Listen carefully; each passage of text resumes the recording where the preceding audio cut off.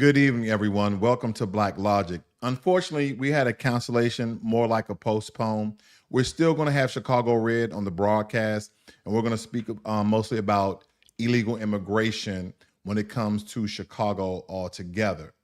So with that being said, let's get right into it. As the nation prepares for the inauguration of President-elect Donald Trump on January 20th, details of the ceremony and subsequent events have emerged. The inauguration will commence at 12 p.m. Eastern Standard Time, with Trump taking the oath of office at the U.S. Capitol, likely administered by Chief Justice John Roberts. Following his inaugural address, Trump will attend a luncheon with congressional leaders before proceeding to the White House in a motorcade, accompanied by a parade featuring military regiment bands, floats, and citizen groups. In the afternoon, Trump plans to sign over 24 executive orders focusing on border security, energy production, and other initiatives aimed at reversing policies from the previous administration. Notable foreign leaders expected to attend include Argentina's President Javier Milei and potential Hungarian's Prime Minister Viktor Orban. The day will conclude with a series of inaugural galleys in Washington, D.C., funded by the Trump's Inauguration Committee, with significant donations from companies like Amazon and Meta Platforms. Now, we understand that Amazon and Meta Platforms, aka Mark Zuckerberg, has always kind of been leaning the independent or towards the Democratic route, but now that Trump is in office, they're playing nice and they're playing with their money. They've donated over $1 million to his inauguration campaign. So believe me, Trump would not be coming out of pocket for anything. So again, everybody's jumping on board with Donald Trump. Okay. Everybody's jumping on board with Donald Trump, as they should. Okay. Because this is about the betterment of America altogether. U.S. congressional negotiators have reached a tentative agreement on a stopgap funding bill designed to prevent a partial government shutdown and provide substantial financial relief for disaster recovery and farmers. The proposed legislation includes approximately $100 billion for hurricane, wildfires, and other national disaster recovery efforts, along with $10 billion economic aid for farmers to support access to necessary credit for agricultural activities. The House of Representatives is expected to vote on the bill later this week, with the Senate anticipated to pass it before the current funding expires at midnight on Friday. If approved, the bill would extend government funding through March 14th, requiring approval from both the House, while Republicans hold the majority, and the Senate, where the Democrats have an edge, before being signed into law by President Joe Biden. Good old Joe. In a recent interview, President Joe Biden endorsed a ban on congressional stock trading. Why would he do that? Is this some sort of ploy against Nancy Pelosi? Because here's the thing. I think they released Nancy Pelosi stock trading lists on Reddit, because I looked through it, and a lot of the stocks that were on her stock trading list was legislation passed prior to, meaning, let me clear things up for you guys. Before her list was released, she was already investing in these stocks. Even when these stocks was released, allegedly, Nancy Pelosi was investing in these stocks. And people who mirrored Nancy Pelosi's stock portfolio are doing very, very well. I didn't mirror it. I don't have that much money. I just have a couple of dollars in my name. But I did invest a couple of dollars according to some of the stocks she had in there, because, again, this is why Joe Biden is doing this. I don't really think this is for the betterment of the country. I don't think this is for transparency with Wall Street and private investors like ourselves. No, I think this is a ploy against Nancy Pelosi and maybe some other Democrats who outs him from his presidential seat and stop him from running for his second term. That is where my mind is going at, where we're talking about Joe Biden altogether. This issue has been a topic of debate on Capitol Hill, mostly after instances where lawmakers engaged in stock trading following briefings on the coronavirus pandemic. Despite bipartisan support for such a proposal, it has not yet been brought to a vote. Biden, who previously avoided taking a stance on the matter, now supports changing the law, noting that during his tenure as a senator, he relied solely on his salary without engaging in stock market activities. Well, Joe, listen, unfortunately, we have already labeled you as a very humongous liar when you speak into the American people. You've told us consistently, even the press secretary have told us consistently, that you was not going to pardon your son, Hunter Biden, and you did it. And when it comes to a father to a son, I understand. He committed no violent crime. I would have did the same thing. But again, you lied to the American people. You lied to over 300 plus million people. And you went back on your word. And we found out that a lot of things that the Democrats have been doing has been lies and deceit under the veil and guise of we're supporting the lower class, middle class, blue collar workers. And we understand this is more so about fattening you guys' pocket. Look at the bag that Kamala Harris has received. I think almost $1 billion. Okay. And all the people she's been paying off, whether be on TikTok and all these social media platforms and influencers, to galvanize herself to the front in order to win the vote of the American people. And it did not work. And I'm glad it did not work because we begin food and food and food again. Now, this is a good one, family.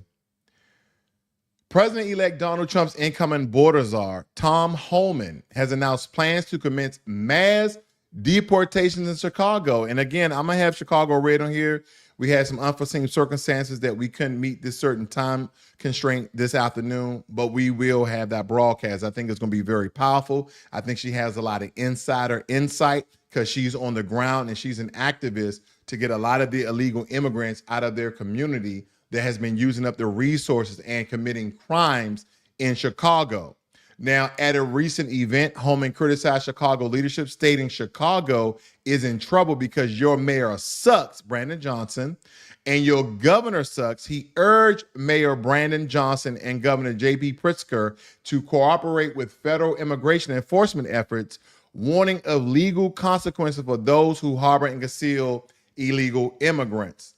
Now, I want to share with you guys some of this interview and comments from Tom Homan so you guys get the gist of the total situation that's occurring. Because your mayor sucks and your governor sucks. And we spoke with... I also have another clip that I want you guys to listen to Brandon Johnson on as well. Johnson is now threatening to arrest ICE agents if they attempt to deport illegal migrants. I'm just saying, I'm offering to the people of Chicago, I'm going to stand up and protect the people of this city against every threat from this administration. And I hope the rest of the people in this room in the city of Chicago takes this threat as seriously as I do.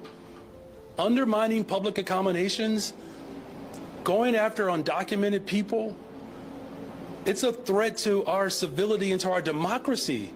The Chicago mayor, Brandon... I couldn't let that finish because that is lies. That doesn't go against our civility. It doesn't go against the American democracy. What is it doing is upholding the law. We have people who are illegally inside the country, and you're trying to go against the federal departments like ICE and National Guards who may come in and try to remove these illegal immigrants, and you're trying to protect them. Now, again, I don't wish for the harm of any human being, but things need to be handled in such a matter where you have someone who is legally inside of your country and you already know what's going to happen. A city mayor, now Chicago is a big city. Here's my thing. Is law enforcement, is Chicago police, is CPD going to stand up with Mayor Brandon, or they're going to adhere to federal jurisdiction? Are they going to sit down, lay down? The police chief say, hey, listen, we're not going to do anything. We're going to allow the federal government to come in here and get illegal immigrants outside of our country who are in the country illegally. That's what I want to know what's going to happen. Brandon Johnson is now claiming that he will arrest and prevent ICE agents if they attempt to deport illegal migrants from the city of Chicago.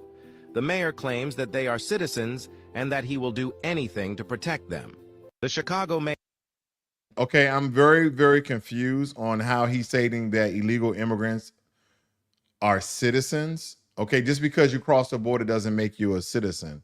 So already, again, I don't want to cover this too in depth, but I want to give you guys some insight because we're going to cover this when we get P. Ray on the broadcast. Okay, so let me carry on here.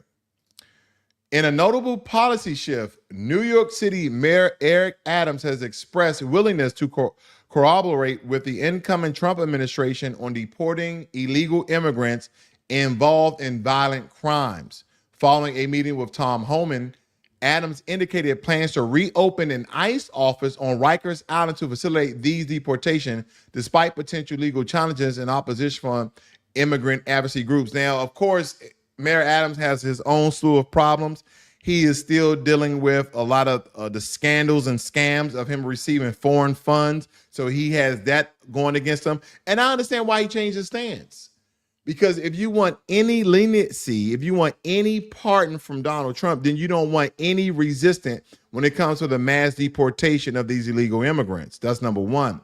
Number two, there have been a lot of violent attacks that's been occurring in New York City with these illegal immigrants. So again, he can kill two birds with one stone. He can find favor with Donald Trump and partially get a pardon for his illegal dealings, okay? Because again, these are nonviolent crimes, but he took money that he should not have taken, allegedly. But he took money that he should not have taken. But let's see what the good old mayor has to say here in any sort of defense for himself. Best person in this administration to finally turn around the Department of Correction. When I took office, unlike others, I did not view correction from a distance. I visited it. I was on Rikers Island probably more than any other mayor in the history of this city.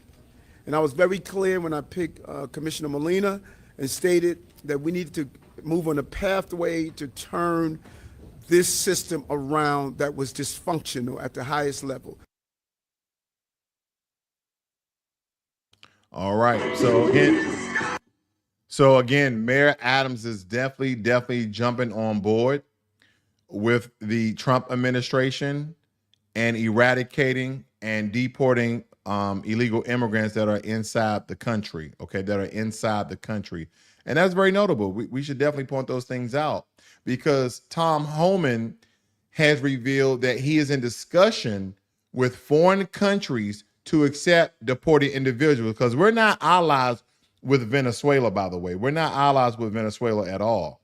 And we don't know if they're going to take someone back of their criminals. We don't know if they're going to take someone back of their citizens. So Tom Homan on Fox News has revealed that he's in discussions with foreign countries, and I'm thinking mostly in Central America, where a lot of Hispanics and Spanish-speaking countries are, other than Spain, reside. And he's in discussions with them to accept deported individuals, aiming to expedite the mass deportation process. While specific nations have been publicly named, these negotiations are a critical component of the incoming administration strategy to enforce immigration laws more aggressively. And I really think that the American government, in order for a lot of these Central American countries to accept people who are not citizens of their particular country but are part of their region, we're going to offer them money. We're going to give them millions of dollars to accept them, but it's going to be a one-time stipend. I don't think it's going to be an ongoing thing to keep those guys in jail or keep those guys inside your country. No, it's probably be a $50 million or something like that. We're going to offer a lot of these small Central American countries to keep those illegal immigrants inside of there nonetheless. But there you have it. Thank you guys for joining me here this evening. Like I said before, we had a postpone our interview with Chicago Red, also known as P-Ray. But we're going to get her on the broadcast and we're going to break down illegal immigration in Chicago. You guys have a great and wonderful evening. Thank you all for joining me. Hit that subscribe button, hit that like button. Again, thank you. This is Blacklogic.